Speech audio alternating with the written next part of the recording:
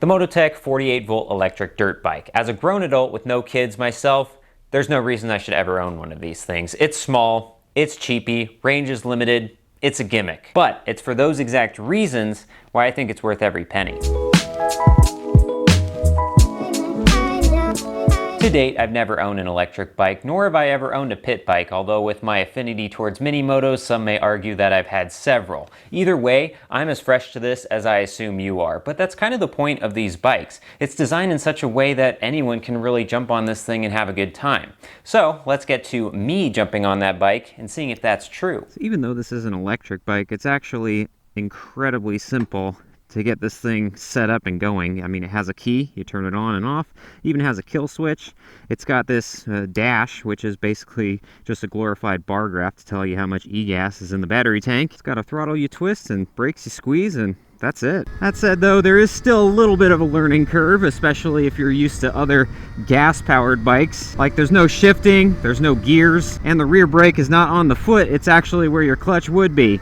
But I guess if you're not entirely familiar with bikes and you're completely fresh to this, it would actually be a little bit easier because there's literally nothing for your feet to do, nothing to worry about there. Although there actually are some adjustments that can be made. You can flip up this little flap and you get access to the dials. So there are two adjustments here that you can actually make. The first is throttle response, adding or reducing the delay. The range is from a minimum of 0.2 seconds up to 1 whole second. Why it doesn't go down to 0 for immediate throttle response is beyond me. And then finally we have the speed control here, which is kind of like an adjustable governor. So this bike is right now, and will remain for my entire ownership experience, is in the fastest setting, of course, which isn't exactly something to write home about, but it is still fast enough that it gets up and goes.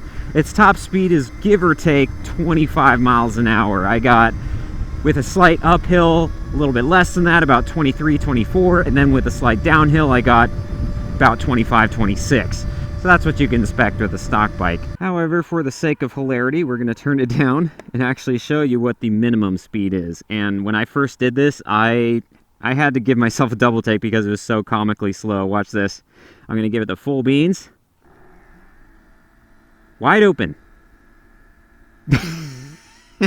I guess if you really didn't trust your kid to not just absolutely throw themselves off of this bike, this might make sense, but otherwise, yeah, I can walk faster. The other thing, of course, that's adjustable is throttle response. That's the other dial in there, and what that does is it actually can delay your throttle response anywhere from a minimum of 0.2 seconds, it says, all the way up to a full second. And of course, for my preference, I want that as minimal as possible. I want maximum throttle response. I want it immediately, but even so, as you can see right here, I'm going to twist, and you can kind of hear the engine with that delay. All right, so we have it all the way down. Let's give this a shot.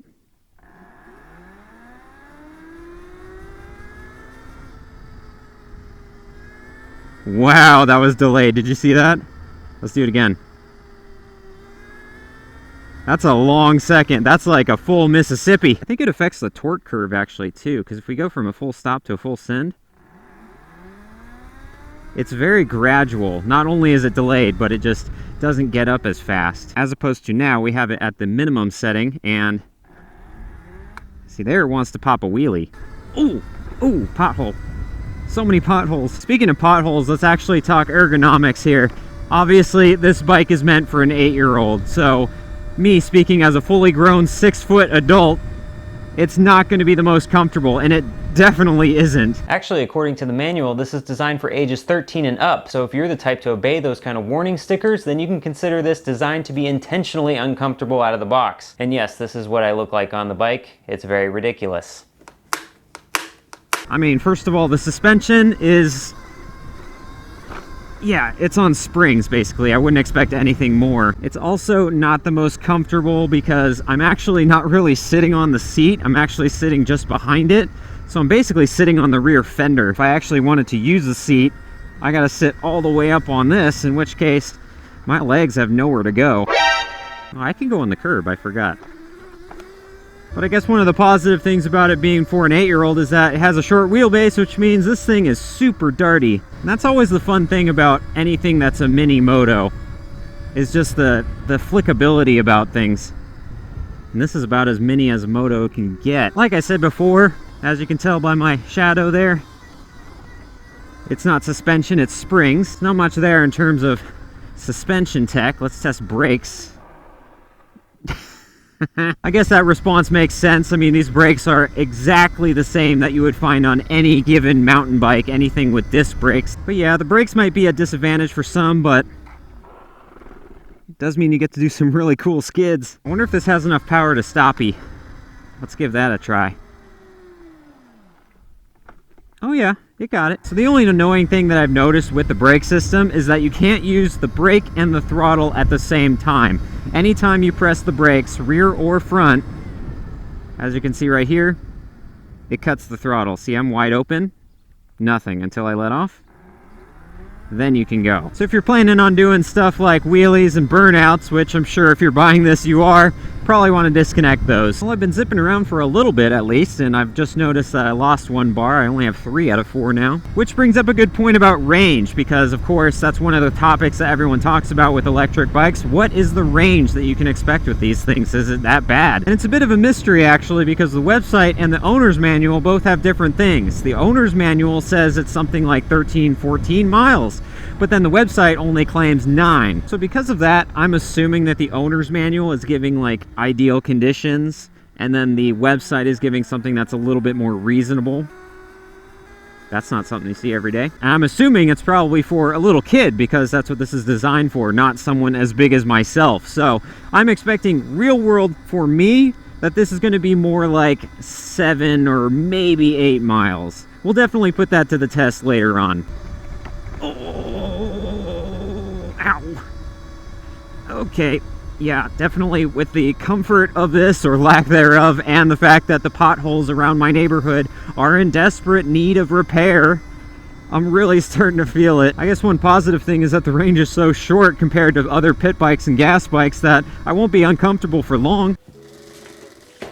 Besides the fact that this is easy to use, there's no real reason in getting one of these. If you think about it, all the points that I made in my first ride were complaints. It's too small, it's too slow, the range is short, and the components are cheap. But maybe you do have your heart set on a pit bike, and yes, this is the cheapest 48-volt version that you can find out there, but you can get an equivalent gas-powered pit bike for the same price, if not less. However, despite all of this, all the complaints, all the negatives, I still had a smile on my face the entire time. There's something awesome about zipping around the neighborhood silently. It's low-stakes fun.